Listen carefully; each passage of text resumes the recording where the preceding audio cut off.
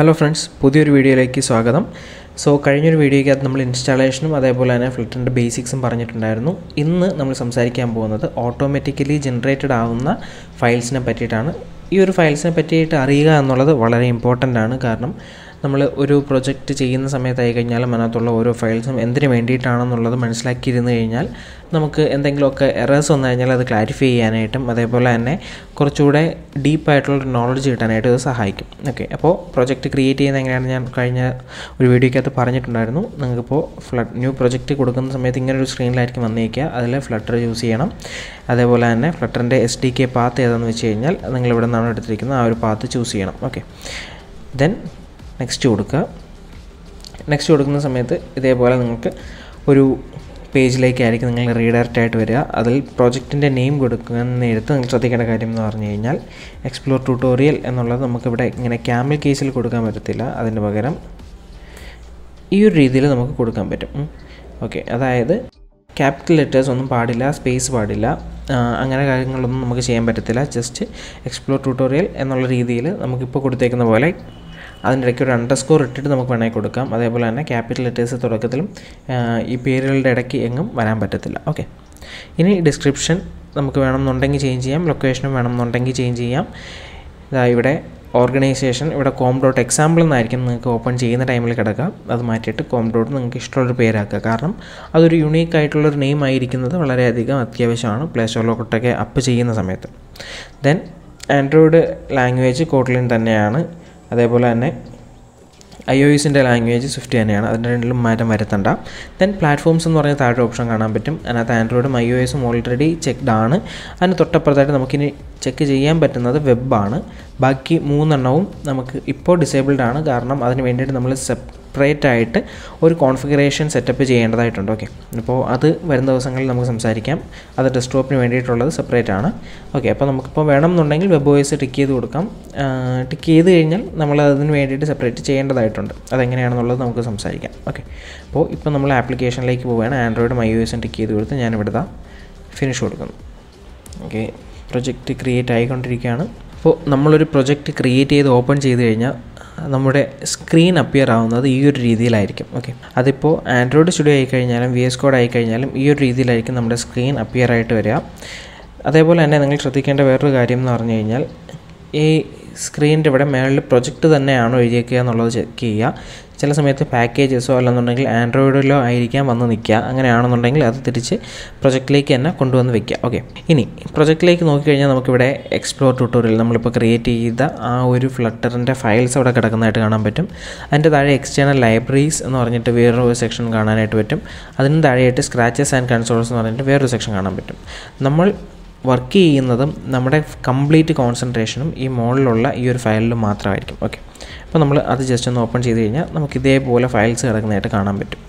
അതിൽ ഒന്നാമത്തത് നമുക്ക് നോക്കിക്കഴിഞ്ഞാൽ കാണുന്നത് .dart ടൂൾ എന്ന് പറഞ്ഞിട്ടുള്ള ഒരു ഫയലാണ്. ഈ ഒരു ഫയൽ എന്ന് പറഞ്ഞു കഴിഞ്ഞാൽ ഓട്ടോമാറ്റിക്കലി ജനറേറ്റഡ് ആയിട്ടുള്ള ഒരു ഫയലാണ്. അതിൽ നമ്മുടെ ഡാർട്ടിൻ്റെ വെർഷൻസും അതിനെ കൺട്രോൾ ചെയ്യാനായിട്ടുള്ള അല്ലെങ്കിൽ അതിൻ്റെ കോൺഫിഗറേഷൻ ഫയൽസുമാണ് നമ്മുടെ ഡാർട്ട് ടൂൾ എന്ന് പറയുന്നുള്ള ആ ഒരു ഫോൾഡറിനകത്ത് വരുന്നത്. ഓക്കെ, അതിന് താഴെയായിട്ട് കാണുന്ന ഫോൾഡർ എന്ന് പറഞ്ഞു കഴിഞ്ഞാൽ idea എന്ന് പറയുന്നൊരു ഫോൾഡറാണ്. ഈ ഒരു ഫോൾഡർ നമ്മൾ ആൻഡ്രോയിഡ് സ്റ്റുഡിയോയുടെ കോൺഫിഗറേഷൻസിന് വേണ്ടിയിട്ട് യൂസ് ചെയ്യുന്നതാണ്. അതിനകത്ത് നമുക്ക് വലിയ മാറ്റങ്ങളോ കാര്യങ്ങളോ ഒന്നും വരുത്തേണ്ട ആവശ്യമില്ല. ഇതേ സമയം തന്നെ നിങ്ങളൊരു VS Code ആണ് യൂസ് ചെയ്യുന്നുണ്ടെങ്കിൽ അതിന് തൊട്ട് താഴെയായിട്ട് .VS Code എന്ന് പറഞ്ഞിട്ട് വേറൊരു ഫയൽ കൂടെ അപ്പിയർ ആവാനുള്ള ചാൻസസ് ഉണ്ട്. ഓക്കെ, അപ്പോൾ അത് അതിൻ്റെ കോൺഫിഗറേഷൻസ് ആയിരിക്കും. അതിനകത്ത് നമ്മളൊന്നും ചെയ്യേണ്ടതായിട്ടില്ല. ദെൻ അടുത്ത് അതിന് തൊട്ട് താഴെയായിട്ട് കാണുന്നതാണ് one of the important folders എന്ന് പറയുന്നത്. ഇതാണ് നമ്മുടെ ആൻഡ്രോയിഡ് എന്ന് പറയുന്ന ഫോൾഡർ.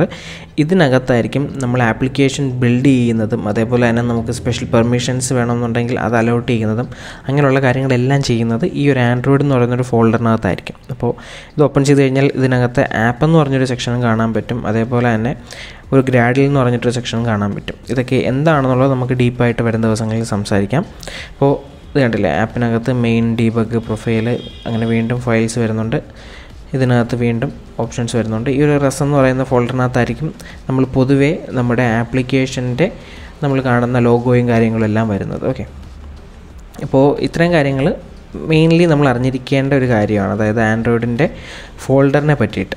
അപ്പോൾ ഇതിനെപ്പറ്റി ഡീപ്പായിട്ട് നമ്മളിനി പോകുന്ന ദിവസങ്ങളിൽ സംസാരിക്കും. അതുകൊണ്ട് നമുക്ക് ജസ്റ്റ് ഇപ്പോൾ വേഗമായിട്ടൊരു ഐഡിയ ക്രിയേറ്റ് ചെയ്തെടുക്കാം. ഇനി ഇത് iOSൻ്റെ ഫോൾഡറാണ്.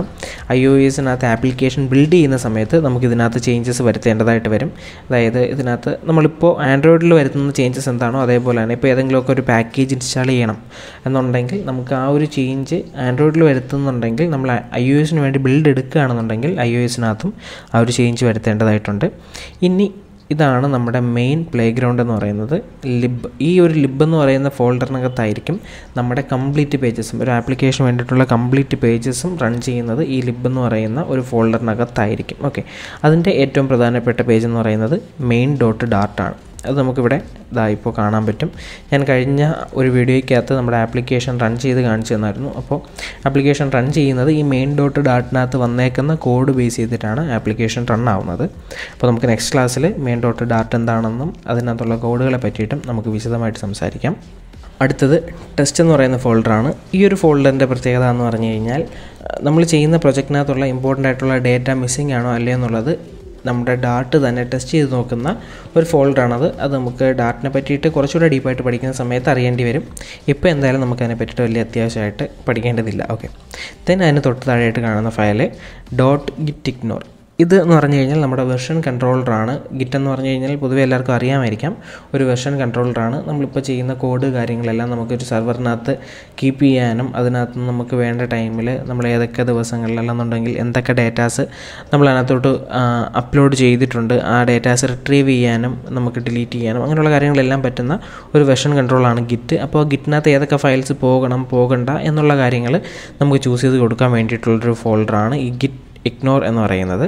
ദെൻ അതിന് താഴെയായിട്ട് .metadata എന്ന് പറഞ്ഞു കഴിഞ്ഞാൽ നമുക്കറിയാമല്ലോ, നമ്മൾ എടുക്കുന്ന ഏതൊരു കാര്യങ്ങളായി കഴിഞ്ഞാലും അതിനൊരു മെറ്റാഡേറ്റ കാണും. അപ്പോൾ ആ ഒരു ഡേറ്റാസിനെ സ്റ്റോർ ചെയ്യാൻ വേണ്ടിയിട്ടുള്ള ഒരു ഏരിയയാണ് മെറ്റാഡേറ്റ എന്ന് പറയുന്നത്. ഇനി പാക്കേജസിനകത്ത് നമ്മൾ നോക്കിക്കഴിഞ്ഞാൽ നമുക്ക് വേണ്ടിയിട്ടുള്ള കുറച്ച് പാക്കേജസിൻ്റെ, അതായത് ഞാൻ പറഞ്ഞല്ലോ ഇപ്പോൾ നമുക്ക് ഒരു ആപ്ലിക്കേഷൻ യൂസ് ചെയ്യുന്നതിനകത്ത് നമുക്കിപ്പോൾ വേണ്ടതെന്ന് പറഞ്ഞു കഴിഞ്ഞാൽ OTP റിസീവ് ചെയ്യാൻ വേണ്ടിയിട്ട് ഉള്ള കാര്യങ്ങളാണെന്നുണ്ടെങ്കിൽ അതിന് വേണ്ടിയിട്ട് നമ്മൾ പുറത്തു നിന്ന് പാക്കേജസ് എടുക്കണം. അപ്പോൾ ഈ തേർഡ് പാർട്ടി പാക്കേജസിൻ്റെ കോൺഫിഗറേഷൻ ഡീറ്റെയിൽസ് ആണ് ഈ .packages എന്ന് പറയുന്ന സെക്ഷനിൽ വരുന്നത്.